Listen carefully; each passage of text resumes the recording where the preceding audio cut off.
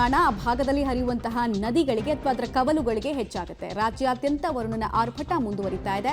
ತುಂಗಭದ್ರಾ ಜಲಾಶಯ ಸಂಪೂರ್ಣವಾಗಿ ಭರ್ತಿಯಾಗಿದೆ.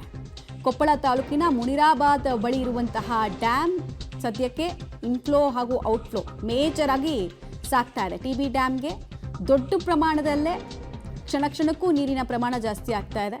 1,50,000 ಕ್ಯೂಸೆಕ್ಕು ಔಟ್ಫ್ಲೋ ಇದೆ. ಇನ್ನು ಇನ್ಫ್ಲೋ ಕೂಡ ಆಲ್ಮೋಸ್ಟ್ ಇಷ್ಟೇ ಇರುತ್ತೆ ಅಥವಾ ಇದಕ್ಕಿಂತ ಜಾಸ್ತಿ ಇರುತ್ತೆ. ಸೊ ಆಲ್ಮೋಸ್ಟ್ ಎಲ್ಲ ಕ್ರಸ್ಟ್ ಗೇಟ್ಗಳನ್ನು ಕೂಡ ಓಪನ್ ಮಾಡಿ ನದಿಗೆ ನೀರನ್ನು ಹರಿಬಿಡೋ ಕೆಲಸವನ್ನು ಮಾಡಲಾಗ್ತಾ ಇದೆ. ಮಲೆನಾಡು ಭಾಗದಲ್ಲಿ ಮಳೆ ಜಾಸ್ತಿ ಆದರೆ ತುಂಗಭದ್ರಾ ಡ್ಯಾಮ್ ತುಂಬುತ್ತೆ.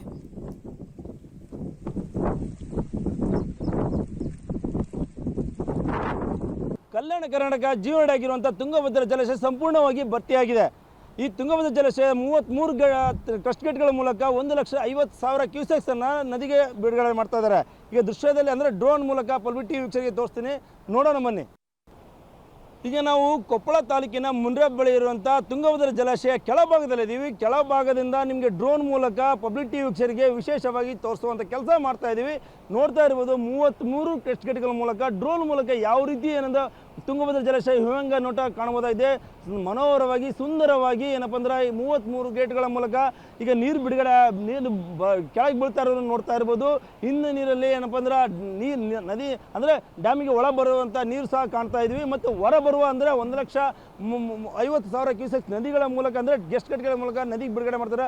ಅದನ್ನು ಸಹ ಏನಂದ್ರೆ ಡ್ರೋನ್ ಮೂಲಕ ಕಾಣಬಹುದಾಗಿದೆ.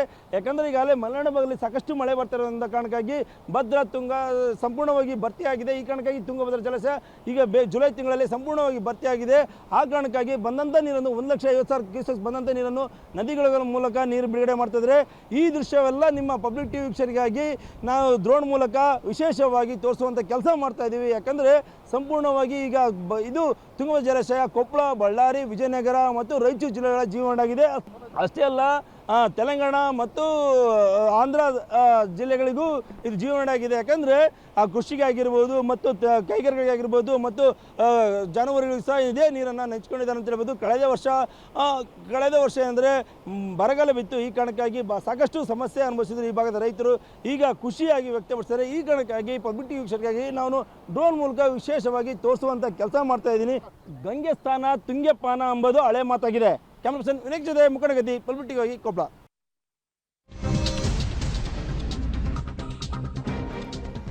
ತುಂಗಭದ್ರಾ ನದಿಗೆ ಅಪಾರ ಪ್ರಮಾಣದ ನೀರು ಹರಿಬಿಡಲಾಗ್ತಾ ಇರೋದ್ರಿಂದ ಕೊಪ್ಪಳದ ಹೊಳೆ ಬಸವೇಶ್ವರ ದೇವಸ್ಥಾನ ಕೂಡ ಮುಳುಗಡೆಯಾಗಿದೆ.